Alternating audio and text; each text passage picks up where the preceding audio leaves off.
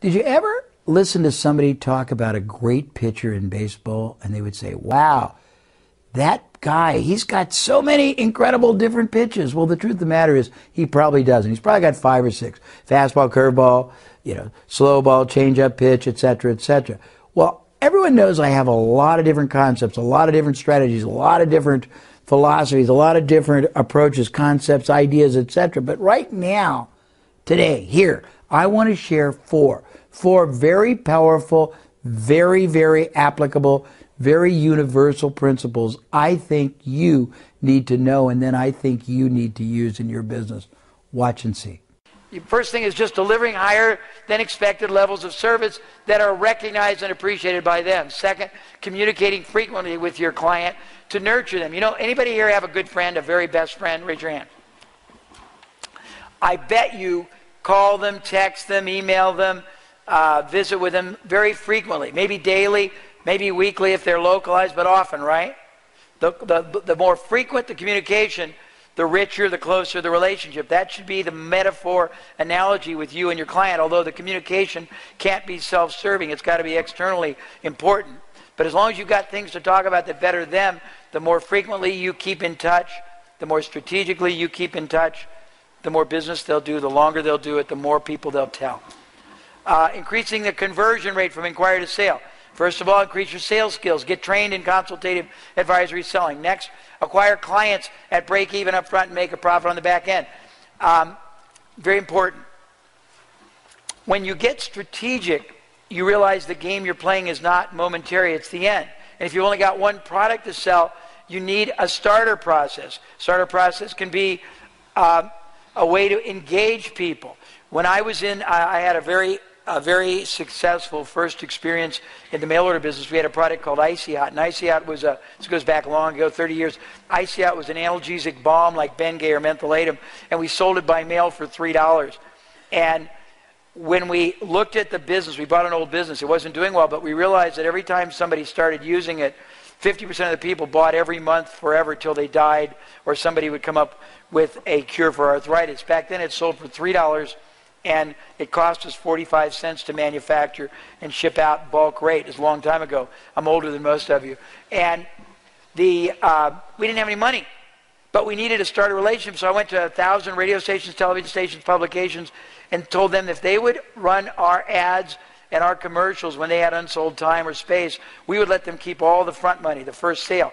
That would start the relationship. We will sometimes sell a modest, for me modest is a couple $100 product. Well, that starts a relationship. From there you move them to $1,000 or you move them to $5,000. But sometimes by adding an easier starting point, you get a lot more people in the pipeline. Sometimes by adding a more expensive secondary product service, you make all the effort you've made much more valuable. But you need to look this out and put it all in place. Guaranteeing purchase, it's like risk reversal we talked about. Host beneficiary, this is where you get other people to be your endorser, to access their list, their members, their subscribers, their affinity. I made $1 million one time when I used to do seminars teaching people how to be marketing consultants, and I would go to Entrepreneur Magazine, I would find all the people running full-page ads, training people and other things. Utilities auditing, real estate tax abatement, expense reduction, and I'd get them to let me pay to go to their list of prospects who responded but didn't buy with a letter that said something like this. We were so flattered when you initially inquired about our program, and we were disappointed you didn't go forward, but obviously at that time you wanted to pursue an entrepreneurial career or a new challenge. We assumed either the timing wasn't right, our proposition wasn't right, the economics weren't right, but if you're still interested and ours isn't right, we'd like to introduce you to somebody who's got a proposition that applies to every business out there, because mine did, that lets you try it out before you could buy, because mine did, let you pay for most of it afterwards, because mine did, that let you experience half of it before you're committed and at least get the facts. And we made $1 million by harnessing and mining their rejects. So it's thinking about who else has access to your market. Increasing the average transaction size of the sale. Improving your team's selling techniques to upsell and cross-sell. This happens when you get the strategy preeminence and realize that people, you're stealing from me if you let me buy less than I should. If you let me buy less quality, less quantity, less combinations that will give me a lesser outcome, then you have a moral obligation, and you need to have the greatest consultative selling skills to be able to convey that to me in an authoritative way.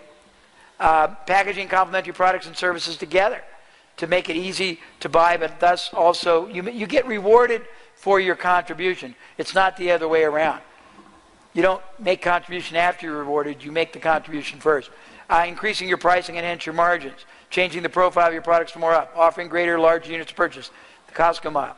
How do you increase the transaction frequency? You develop a back end. We just talked about that. You communicate more often by letter, phone, etc. You endorse other people's products to your list if they're complementary and beneficial. You do special events such as closed door, limited release, advanced knowledge. Programming clients beneficially, not manipulatively, not like Jim Jones, but at the point of sale. I mean, anyone ever flown on an airplane and seen the old ads for Karis negotiating, and they say, you don't get what you deserve, you get what you negotiate? Well, you get what you ethically and honorably program.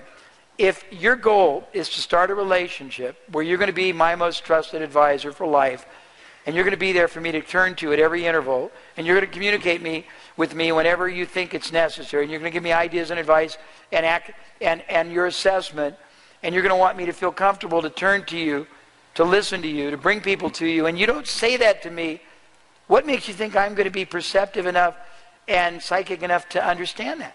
You need to program me for the outcome you want, and it's going to be in my best interest at the beginning of the relationship. Does that make sense? And it's very simplistic, but nobody does it.